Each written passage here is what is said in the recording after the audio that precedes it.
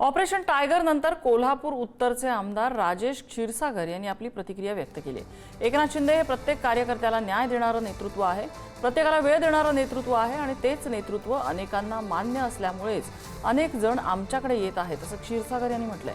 शिवाय संजय राऊतांनी केलेल्या आरोपांवर आणि वक्तव्यांवर सुद्धा क्षीरसागर यांनी आपली प्रतिक्रिया व्यक्त केली असून राऊतांचा समाचार घेतलेला आहे। अनेक दिवसांपासून या टायगरची ऑपरेशन टायगरची चर्चा होती। आता फायनली त्या स्टेजपर्यंत येऊन पोहोचलेला हा क्षण, कारण तारीख देखील जाहीर झाली असं आता बोललं जाते आणि खासदार देखील आता दिल्लीमध्ये येत असं माहिती मिळते।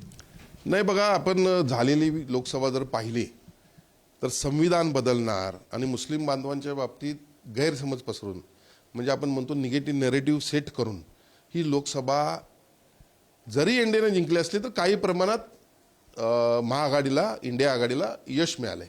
महाराष्ट्रामध्ये सक्षम मुख्यमंत्री, उपमुख्यमंत्री या राज्याला पुढे घेऊन जात आहेत।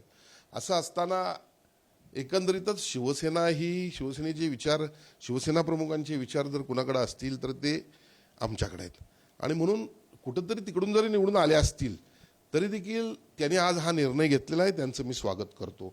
कारण सन्माननीय उपमुख्यमंत्री एकनाथ शिंदे साहेबांनी अनेकांना न्याय देण्याची भूमिका ठेवलेली आहे। कार्यकर्त्याच्या पाठीमागे तर नेता कसा राहतो एक चांगलं उत्तम उदाहरण म्हणून सन्माननीय एकनाथजी शिंदे साहेबांच्याकडे आपण पाहतो आणि त्यामुळे हे निर्णय होतात। आम्हाला अत्यंत आनंद होतो की आमचे सहकारी सर्वजण आमच्याकडे येत आहेत। एकनाथ शिंदे नेतृत्व चांगलं आहे आपण म्हणताय, मात्र दुसरीकडे आज सकाळी संजय राऊत यांची पत्रकार परिषद झाली आणि या पत्रकार परिषदेत त्यांनी या सगळ्यांचा रेट जो आहे तो 50 कोटी आहे इतका झालेला आहे असं सांगितलं। मात्र 15 कोटी रुपये दिलेले आहेत असं देखील आरोप जो आहे तो त्यांच्याकडून आता केला जातो। कसं या सगळ्या आरोपाकडे बघा, अशा पद्धतीनं चुकीची स्टेटमेंट द्यायची हे कुठंतरी बाहेर येत असतं। बघा, 2022च्या चळवळीत देखील मी होतो, आता देखील मी जवळून पाहतोय। सगळ्याच गोष्टीला पैशानं मोजणं योग्य आहे का? आपल्या चुका काही आहेत का हे देखील तपासून घेतलं पाहिजे।